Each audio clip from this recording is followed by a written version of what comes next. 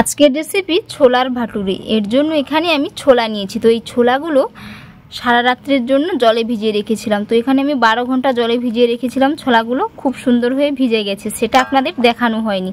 এতটাই সুন্দর ভিজেছে, দেখে নিশ্চয়ই আপনারা বুঝতে পেরেছেন। তো এবার এর মধ্যে আমি কিছু মশলা মিশিয়ে নেব। লবণ, হলুদ, তেজপাতা আর গরম মশলা। গরম মশলার মধ্যে দারুচিনি, এলাচ আর লবঙ্গ। তো এবার আমি জল দিয়ে এগুলো খুব ভালো করে সেদ্ধ করে নেব। আপনারা যদি প্রেসার কুকারে সেদ্ধ করেন তাহলে এটাকে 2টো সিটি দিয়ে নেবেন, খুব ভালো হয়ে সেদ্ধ হয়ে যাবে। আর বন্ধুরা, কে কোথা থেকে ভিডিওটা দেখছেন অবশ্যই কিন্তু কমেন্ট করে জানাবেন। এবং আপনি যদি আমার চ্যানেলে নতুন বন্ধু হয়ে থাকেন অবশ্যই আমার চ্যানেলটিকে লাইক, শেয়ার ও সাবস্ক্রাইব করে নেওয়ার অনুরোধ রইল। এবার এর মধ্যে আমি জল দিয়ে দেব সেদ্ধ করার জন্য।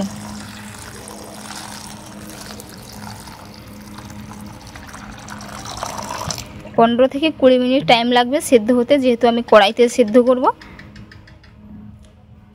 এখানে আমি 500 গ্রাম জল দিয়েছি।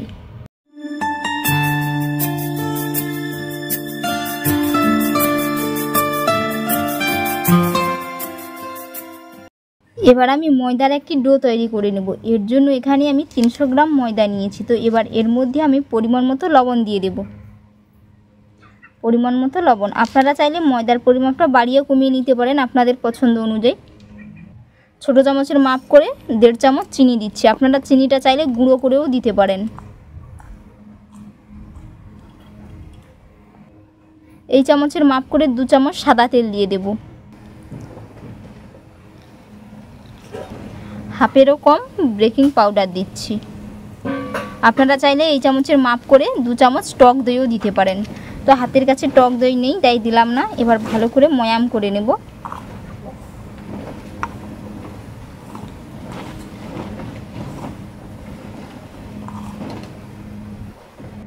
খুব ভালো করে ময়াম করে নিয়েছি। তো এবার আমি অল্প অল্প জল দিয়ে একটি ডো তৈরি করে নেব।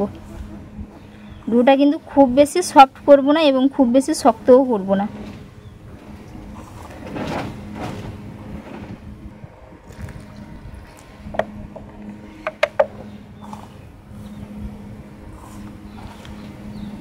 এই রকম ভাবে বন্ধুরা আপনারা একবার বাড়িতে বানিয়ে খাবেন, পুরো দোকানের মতো লাগবে খেতে।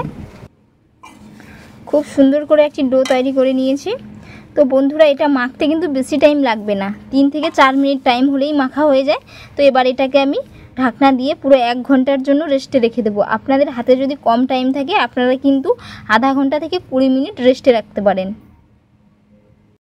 ছোলা রান্না করার জন্য আমি একটা বাটিতে মশলার জলটা নিয়েছি। তো এর মধ্যে আমি কিছু গুঁড়ো মশলা নিয়ে নেব। এখানে নিয়ে নিচ্ছি ধনের গুঁড়ো, এবার দিয়ে দেব লঙ্কা গুঁড়ো, এবার দিয়ে দেব জিরের গুঁড়ো,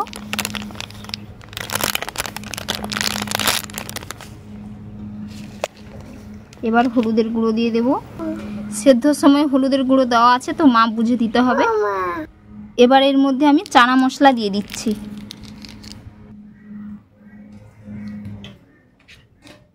এবার আমি রান্না করে নেব। রান্নার জন্য কড়াইয়ের মধ্যে আমি সরষের তেল দিয়ে দিয়েছি। আপনারা চাইলে সাদা তেলেও বানিয়ে নিতে পারেন। এর মধ্যে দিয়ে দিচ্ছি পেঁয়াজের বাটা। পেঁয়াজটা ভালো করে ভেজে নিয়েছি। এবার আদা রসুনের পেস্ট দিয়ে দিচ্ছি 1 চামচ। আদা রসুনটা ভালো করে ভেজে নেব।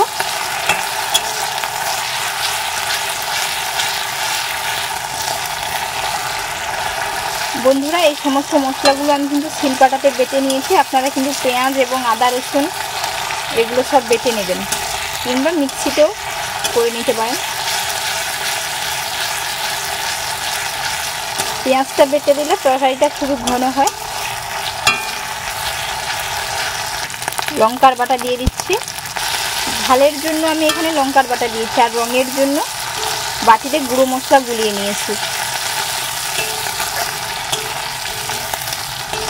এবার এর মধ্যে আমি টমেটো পিউরি দিয়ে দেবো। বন্ধুরা, আপনারা কিন্তু টমেটোটা মাস্ট দেবেন। আদা রসুনের খুব সুন্দর কাঁচা গন্ধ চলে গেছে। মাঝারি সাইজের 2টো টমেটো আমি পিউরি করে নিয়েছি শিলপাটাতে।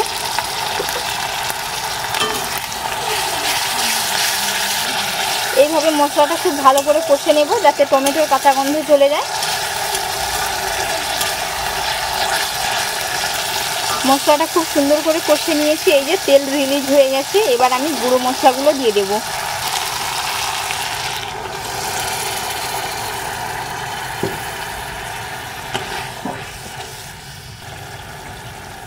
গুঁড়ো মশলা দিয়েছি, তো এবার এর থেকে তেল রিলিজ হয়ে গেলে সেদ্ধ করে রাখা ছোলা এর মধ্যে দিয়ে দেব। এই যে খুব সুন্দর হয়ে তেল রিলিজ হয়ে গেছে, এবার আমি সেদ্ধ করে রাখা ছোলা এর মধ্যে দিয়ে দেব।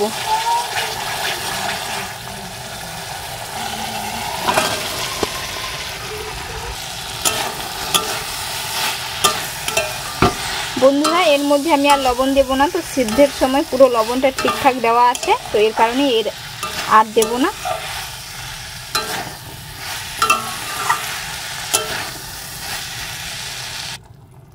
এর মধ্যে অল্প করে একটু জল দিয়ে দেব, দিয়ে এটাকে আমি 4 থেকে 5 মিনিটের জন্য ফুটিয়ে নেব।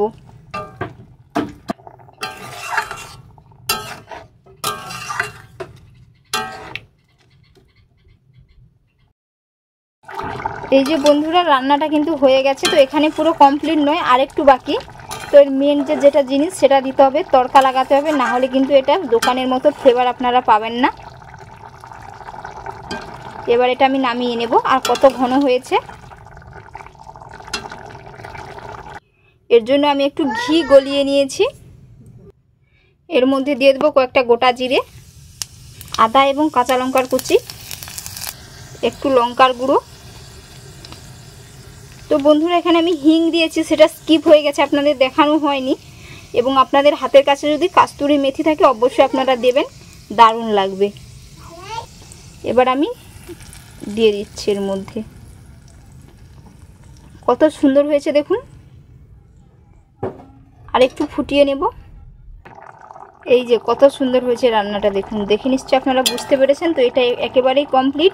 এবার আমি লুচিগুলো ভেজে নেব।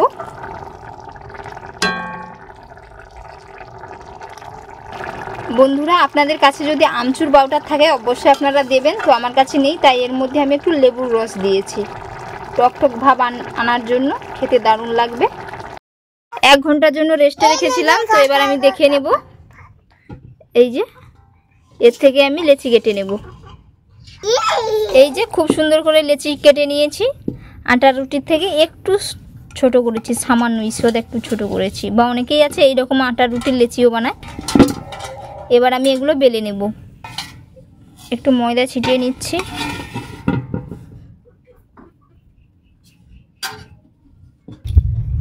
এইরকম করে গোল গোল করে আমি বেলে নেব। এই যে খুব সুন্দর করে বেলে নিয়েছি, বাকিগুলো ঠিক একই রকম ভাবে বেলে নেব। এর থেকে আপনারা চাইলে একটু বড় সাইজও করে নিতে পারেন। আমি সাইজটা করেছি লুচির থেকে সামান্য একটু বড়।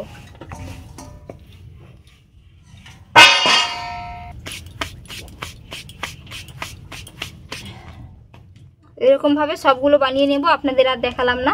এবার আমি এগুলো তেলে ভেজে নেব।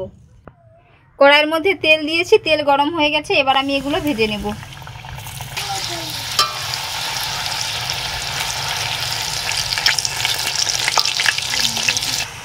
সমস্তগুলো কিন্তু এইরকম ফুলকো ফুলকো হয়ে ফুলে যাবে। আর বন্ধুরা কড়াইয়ের মধ্যে তেলটা খুবই কম হয়ে গেছে, যার কারণে বুঝতে পারছেন না আপনারা। এই যে আর একটু আমি লালচে করে ভেজে নেব। এবার আমি এটা তুলে নিচ্ছি, ভাজা হয়ে গেছে। আবারও একটা কড়াইয়ের মধ্যে দিয়েছি। আর বন্ধুরা তেলটা এতটাই কম হয়ে গেছে যার কারণে লুচিগুলো ফুলতে চাইছে না।